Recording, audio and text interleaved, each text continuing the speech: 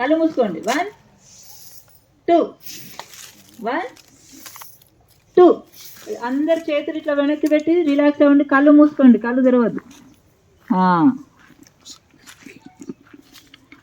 ప్రతి ఒక్క ప్రాణాయామము ఆసనం తర్వాత జస్ట్ 1 మినిట్ రిలాక్స్ అవ్వాలి.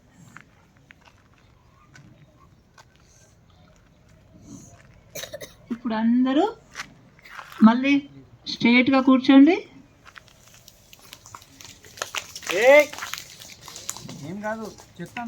కపాలభాతి ప్రాణాయామం. మీకు కపాలభాతి ప్రాణాయామం అంటే మన శరీరాన్ని మనము స్నానం చేస్తాం కదా, స్నానం చేసి క్లీన్ చేసుకుంటాం సబ్బుతో కడిగి, లేదా సున్నిపిండి లాంటివి పూసుకొని శరీరాన్ని క్లీన్ చేసుకుంటాం. మరి మన మెదడులో ఉన్న మనసులో ఉన్న చెడు ఆలోచనలని, అందులో ఉన్న మురికిని ఎలా క్లీన్ చేస్తాం? మనం సబ్బు పెట్టి చేయలేం కదా. అప్పుడు ఉంటుందా బ్రెయిన్? ఉండదు. సో ఈ కపాలభాతి అంటే కపాలాన్ని కడిగేసే అంత శక్తి ఈ ప్రాణాయామంకు ఉంటుంది.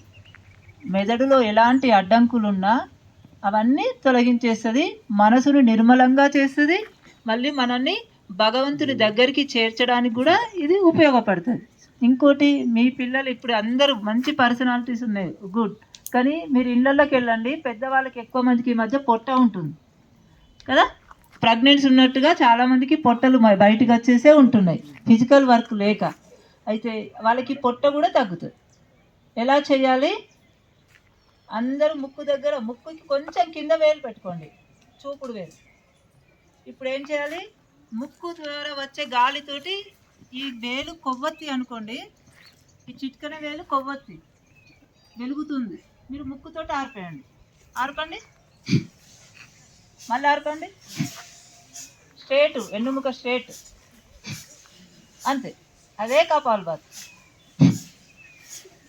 కళ్ళు మూసుకోండి.